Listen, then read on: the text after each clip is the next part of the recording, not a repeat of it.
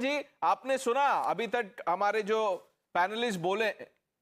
मेरा सीधा सवाल से मैंने शुरू किया था, राहुल गांधी किस बेसिस पे कह रहे हैं कि महाराष्ट्र पोल्स हाईजैक था, और सीईसी की अपॉइंटमेंट पहले कैसे होती थी?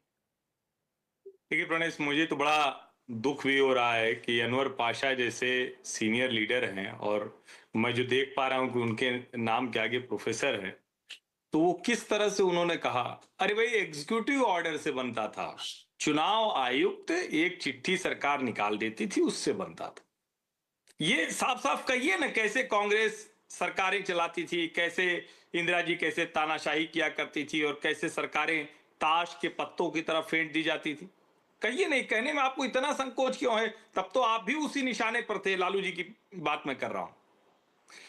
आज के समय में जब ये विपक्षी नेता बार बार कहते हैं कि चुनाव आयोग कंप्रोमाइज हो गया है, इलेक्टोरल रोल्स में मैनिपुलेशन हो रहा है, तो सचमुच उनको गुस्सा भी आता है, उनको हंसी भी आती है और उनको लगता है कि ऐसे नेता हमसे हमारा भरोसा चाह रहे हैं।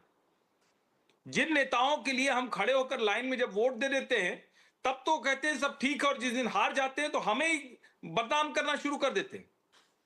जो मतदाता कतार में लगकर सर्दी गर्मी बारिश कोई भी मौसम में चुनाव हो उसमें लगातार लगकर वोट कर रहा है, जो डेमोक्रेसी को स्ट्रेंथन कर रहा है, मजबूत कर रहा है, उसके लिए ऐसे राहुल गांधी ने चोरी कर लिया।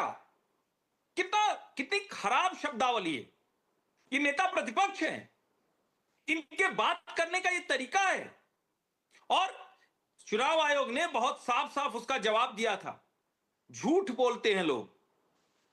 पहला, जिले के अधिकारी के पास, यानी जो डिस्ट्रिक्ट रिटर्निंग ऑफिसर होता है, डीई होता है, उसको कर सकते हैं। और एकमात्र पिटीशन गई थी स्टेट इलेक्शन ऑफिसर के पास महाराष्ट्र में, एकमात्र। ये इसका मतलब ये हुआ ना कि कोई शिकायत नहीं थी। और सिद्धार्थ शर्मा जी जिस पार्टी के हैं, मैं तो जी ही लगाऊंगा, क्योंकि ठीक है वो बाकी चलता होगा, लेकिन हम तो सिद्धार्थ शर्मा जी ही कहेंगे। सिद्धार्थ जी की पार्टी ने दिल्ली चुनाव के पहले एक वेबसाइट बनाई थी।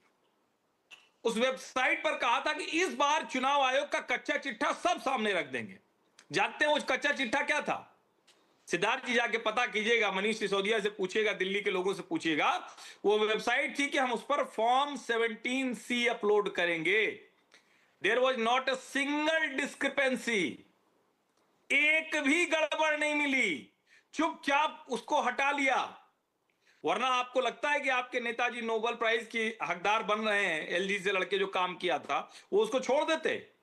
मुझे लगता है देश अब इस बात से त्रस्त हो चुका है। आप जीते तब तो बड़ा अच्छा है, हमने 240 पर रोक दिया। हमने क्या होता है भाई, देश की जनता को नहीं समझ में आया, रोक दिया 240 पर। उत्तर प्रदेश में 37 सीटें समाजवादी पार्टी को जिता दी। मुझे लगता है इस देश के लोकतंत्र का मजाक उड़ाना देश के नेता प्रतिपक्ष को बंद करना चाहिए। ये बहुत खराब काम कर रहे हैं। वो संविधान के साथ खिलवाड़ कर रहे हैं, संविधान का मजाक बना रहे हैं। इससे ज्यादा और कुछ नहीं कर सकते। ओके, आदिल हसन, ये जो जिस नैरेटिव या जिस भाषा का प्रयोग किया जा रहा है इलेक्शन कमीशन के लिए, बीजेपी आरएसएस एजेंट है, तेजस्वी यादव ने शायद कह दिया है कि गोदी कमीशन है, क्या इसको सही मानते हैं आप? देखिए, इलेक्शन कमीशन की हम इज्जत करते हैं, लेकिन इलेक्शन कमीशन का एक दायित्व है कि वो हर कुछ की ट्रांसपेरेंसी करे। आपने देखा कि पहले नोटिफिकेशन उन्होंने जारी किया, उसके बाद प्लानिंग करते हैं, पहले वो डॉक्यूमेंट्स मांगते हैं, उसके बाद इलेक्शन कमीशन बोलते हैं एक सर्टेन ग्रुप को हम हटा देंगे, फिर बोलते हैं अब डॉक्यूमेंट देने की बात नहीं है। ये इलेक्शन कमीशन को पता होना चाहिए। 20 डेहरी ऑनसोन एक विधानसभा में लगभग वोटिंग जुटे, 20,000 वोट जुटा। जून तक उन्होंने वोट को जोड़ते रहे। उसके बाद उन्होंने अप्रैल में ऑल पार्टी मीटिंग की थी, उसमें एसआईआर का जिक्र नहीं था, कभी एक भी मीटिंग में एसआईआर का जिक्र नहीं था। हम एसआईआर के विरोध नहीं, हम चाहते इलेक्शन बाद अब अच्छे से एसआईआर कीजिए। बिहार में 2% लोग के पास पासपोर्ट है, 14.8% ग्रेजुएट है। बिहार में 2003 में सिर्फ 3.7% बर्थ सर्टिफिकेट है, उसके बाद 12% बर्थ सर्टिफिकेट है, उसके बाद 16% सिर्फ बर्थ सर्टिफिकेट आज के डेट में है, जबकि नेशनल एवरेज 60% है। हम इलेक्शन कमीशन से पूछना, हमने भी सुप्रीम कोर्ट, अख्तर उल इमान साहब एमआईएम भी गई, हम उम्मीद करते हैं सुप्रीम कोर्ट सोचेगा। सीमांचल बाढ़ की तबाही देता है, गांव का गांव तबाह हो जाता है, वो डॉक्यूमेंट्स कहां से देगा? इलेक्शन कमीशन को ये बताना पड़ेगा। नहीं, आप जो सवाल पूछ रहे हैं, मैं स्पेशल इंटेंसिव रिवीजन जो एक्सरसाइज है एसआईआर, उस पे अभी सुप्रीम कोर्ट उसको सुनेगी। मैंने तो वो सवाल ही नहीं पूछा। ऐसा तो नहीं है कि मैं डिसमिस कर रहा हूं जो आप लोगों के कंसर्न्स हैं। जो भी सवाल हैं और जो भी वाजिब कंसर्न्स हैं उसको इलेक्शन कमीशन ने जवाब दिया है और आपका हक है, opposition has every right to question. I am asking you a larger question for someone, and in this case the leader of opposition Rahul Gandhi ji, to pass judgments on integrity of the CEC and functioning of election commission, क्या वो सही है? गोदी commission बोलना सही है, BJP RSS agent बोलना सही है, महाराष्ट्र इलेक्शन हाईजैक हुआ ये बोलना सही है? ये बताइए।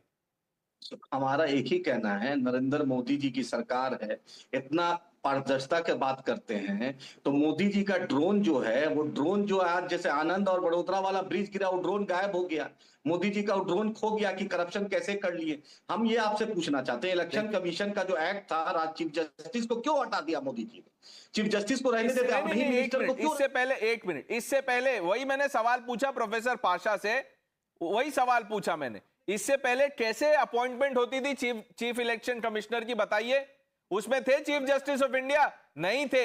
एक चिट्ठी लिखी जाती थी और अगर आदिल हसन पसंद आ गए तो आदिल हसन बन जाएंगे सीईसी, अगर सिद्धार्थ शर्मा जी पसंद आ गए तो वो बन जाएंगे। अंदर से कोई अगर फोन करके बता रहा है मीटिंग में क्या हो रहा है, अगला सीईसी वो, ऐसे बनते थे सीईसी।